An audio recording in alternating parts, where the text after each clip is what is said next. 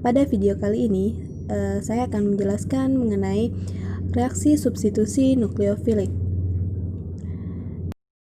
Nah, sebelum kita mempelajari lebih dalam mengenai reaksi substitusi nukleofilik, alangkah lebih baiknya kita terlebih dahulu mengenal apa itu nukleofil, elektrofil, dan gugus lepas atau leaving group.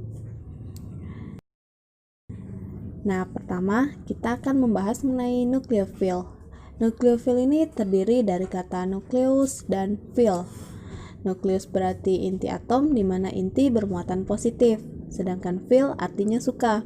Jadi, dapat dikatakan bahwa nukleofil ini adalah spesies yang menyukai spesies yang bermuatan positif, sehingga nukleofil ini bermuatan negatif atau dibuat dengan Nu pangkat negatif. Nah, pada umumnya dia berupa anion, namun ada beberapa nukleofil yang bermuatan netral. Nukleofil ini merupakan basa Lewis yang mendonorkan pasangan elektron pada elektrofil atau asam Lewis untuk membentuk sebuah ikatan baru. Kemudian yaitu elektrofil. Nah, elektrofil ini terdiri dari kata elektron dan fil. Elektron berarti dia bermuatan negatif ya. Sedangkan fil itu artinya suka.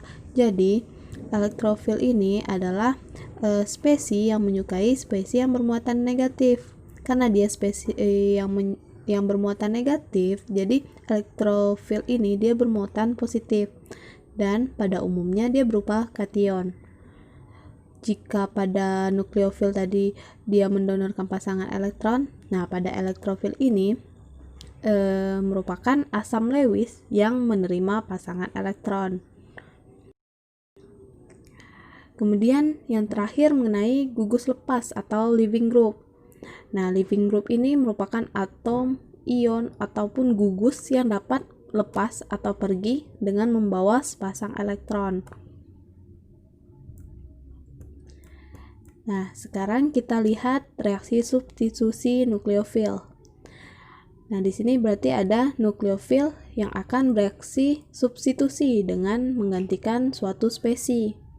Nah, di sini ada nukleofil kan, kemudian ini ada senyawa yang berikatan dengan gugus pergi. R ini kita katakan sebagai elektrofil. Dan X ini dia sebagai leaving group. Nah, sehingga jika nukleofil ini menyerang elektrofil, nah maka leaving group ini akan lepas dan dia akan membentuk muatan negatif karena dia membawa sepasang elektron. Nah, sehingga di sini terbentuklah ikatan baru. Nah, kita coba pada contohnya ya. Nah, di sini ada senyawa hidroksi, dia sebagai nukleofil, dan ada metil iodid. Nah, nukleofil ini dia akan menyerang metil pada metil iodid, sehingga di sini iodidanya akan melepas sebagai leaving group dan dia bermuatan negatif. Terbentuklah imin dan terbentuk ikatan baru yaitu metanol. Nah, di sini ada juga metoksida. Nah, pada metoksida ini dia sebagai nukleofil dia akan menyerang CH2. Nah, sehingga Br sebagai leaving group akan melepas dan menjadi Br- dan terbentuklah senyawa baru. Selanjutnya ada mekanisme dari reaksi substitusi nukleofil, yaitu ada SN1 dan SN2. Nah, apa yang membedakan dari kedua mekanisme reaksi ini? Nah, kita jelaskan lebih dahulu mengenai reaksi mekanisme SN1.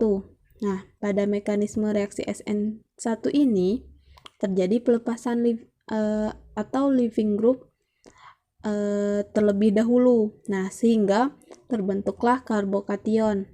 Jadi, ikatan C dengan Cl ini lepas dan Cl akan membentuk Cl- dan C-nya akan menjadi karbokation. Nah, kemudian baru nukleofil menyerang elektrofil setelah terbentuk karbokation dan terbentuklah senyawa baru. Jadi pada reaksi ini barulah terjadi reaksi yang cepat. Sedangkan pada reaksi step pertama saat leaving group lepas, ini terjadi reaksi yang sangat lambat. Nah, stereokimia reaksi SN1 yaitu serangan nukleofil dari kedua sisi pada karbokation.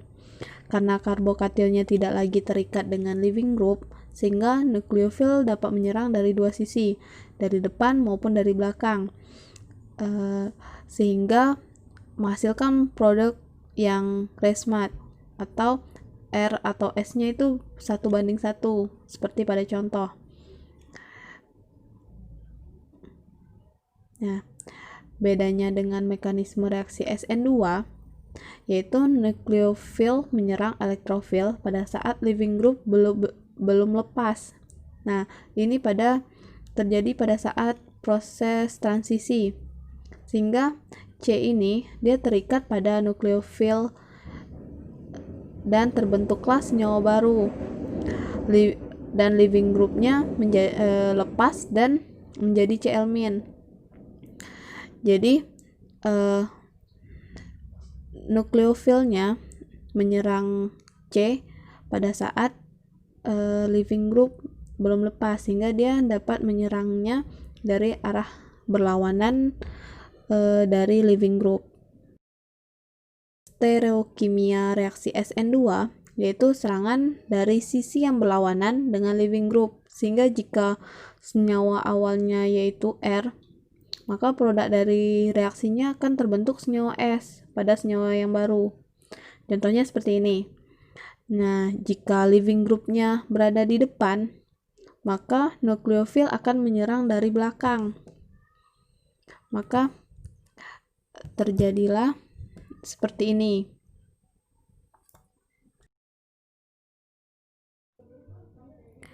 Demikian penjelasan mengenai reaksi substitusi nukleofilik. Semoga bermanfaat bagi teman-teman semua. Sampai jumpa di video selanjutnya. Wassalamualaikum warahmatullahi wabarakatuh.